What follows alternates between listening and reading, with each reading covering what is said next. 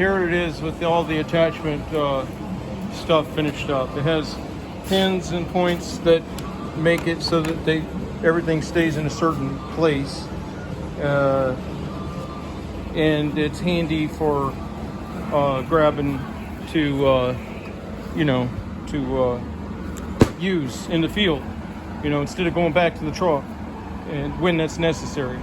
For some people and scenarios that's great, some people it probably doesn't matter. The other day I broke my detent, came off of a curb, and when it pressed on the back grater blade, it slammed down so hard that it bent that piece of edger blade that I had welded there that had the little hook. Normally it would press and flex the arm over and then capture it, but it came down, I guess, so rapidly, and then the hardening of the steel must have deteriorated because of the weld. So I got to figure out another way so when I'm done using the blade, it just stays in the highest position. Clutched versus clutchless, and I didn't drag out the mowers because to just start them and spin them up wouldn't give you enough perspective to understand.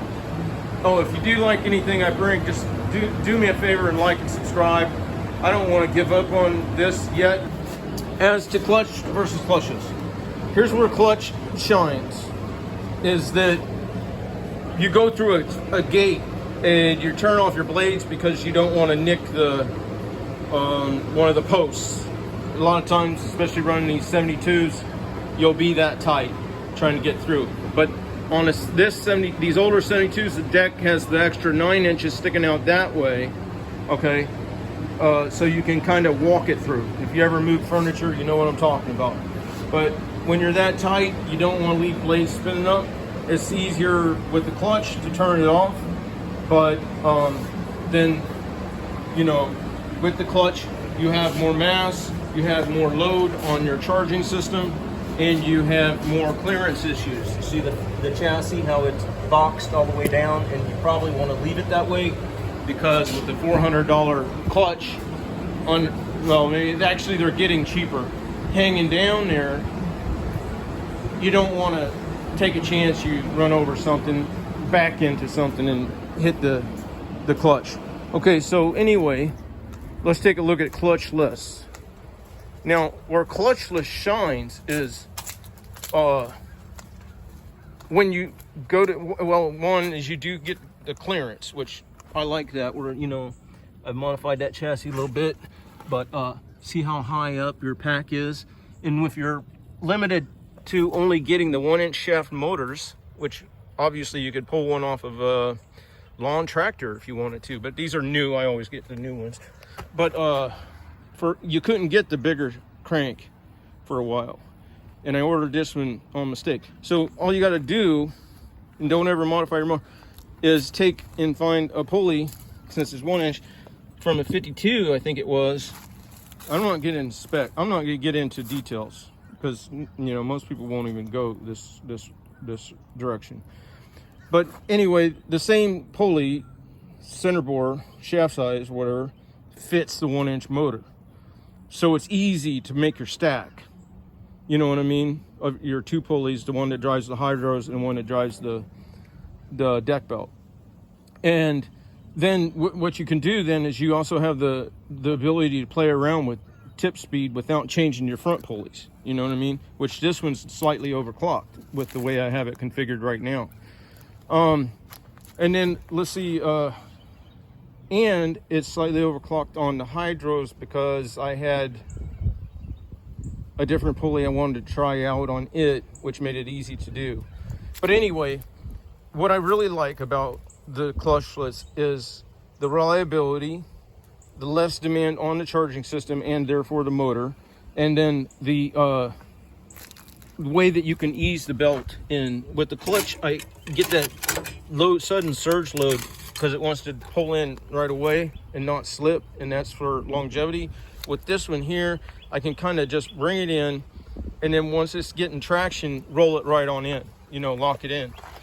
Now, the downside, another upside is when you're done and you want to kick the blades off, you just kick this up and then it's off. no longer tensioned. If you think this looks rinky-dink, I'm sorry, can't please everybody. This is cutting board. That's to hold that off of there. And then this is some of that polycarbonate, I think it was, or HDPE. That's to trap it down, because the factory one wore out, and the factory one was designed very poorly. So this one here is actually captured under the steel with the notch and then bolted down. So it's not all relying on, well, it was somewhat smaller. This is just a better way to do it. Okay, so the downside, the upside is the engagement's easier, it's cheaper, it divorces you from supply chain issues. You can clock it up or down as you want to do for your grasses and whatever. But then the downside is that I never got a chance to do the brake. A lot of these systems, like on the old Dixie choppers, they actually have a brake that will fully stop. This one here, it just relies on loosening. So when you first start the machine, you won't really have any blade movement. But if you're mowing and then you kick it off, the blades tend to still swing lazily with the belt. Now, I don't have a problem with that. But some people might, for sure. And then there's safety issues to deal with. So it's each according to your own perspective. And then one thing also that I benefited here was the way I was locking this machine on the back of the truck. The tab that used to be the anti-rotation tab for the clutch gave me a point where I could put a chain binder back and then a strap forward. And that way, when I go to unload, I stay on one side of the mower. Before, I was capturing both tires. And I'm sure there's a workaround where you can do that with the clutch too. But you gotta realize this whole bumper, when it's loaded, is right against the headache rack of the truck. So you need something a little further forward to pull back, and then something from the front to pull forward, and that souffles or whatever you want to call it down. So that eliminated me having to take a captured strap on the tire and then walk all the way around the truck and release another captured strap on that tire. So that helped me out. That's about it. I mean, I actually aspire to go further with the rudimentary mower type scenario as I have with the harnesses and everything else. But maybe even, and this is kind of maybe a stretch, to the point where I don't need an electrical system. And the problem with that is, well, the benefit is you could get with a lighter flywheel and have a pull start, but you'd have to fashion for this type of motor a compression release of some sort, and then to make it feasible. And there's going to be downside, because a lot of times people want to shut the machine off and talk to the customer and then fire it right back up and not move. I don't care. If it takes all the complexity out of having a flywheel that's of mass, in having the charging system and inductive coupling load that brings down the power of the motor. The problem is too, though, is that hustlers are designed with the fan. The only way you're going to get around that is to put the through shafts on each pump and have a fan on top of each hydro pump. So that's a lot. That's a lot to do for that one change. But then you've got a machine that's really super reliable. As long as your engine's in top notch, you shouldn't have much problem pull starting that especially with the compression release, because these things, they'll pop off real quick. The Briggs will. I've had a lot of problems with Kohlers and Cowies not, especially Cowies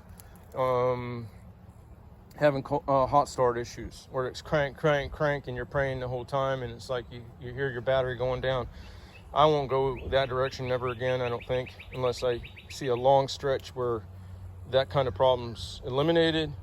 And then as far as the Kohlers, I have too much valve noise issues after a period of time. Yeah, there's probably workarounds and stuff, but I just like an engine that, it's always there, it pops off in half a crank. All right, I'm gonna get back to work. Have a good day.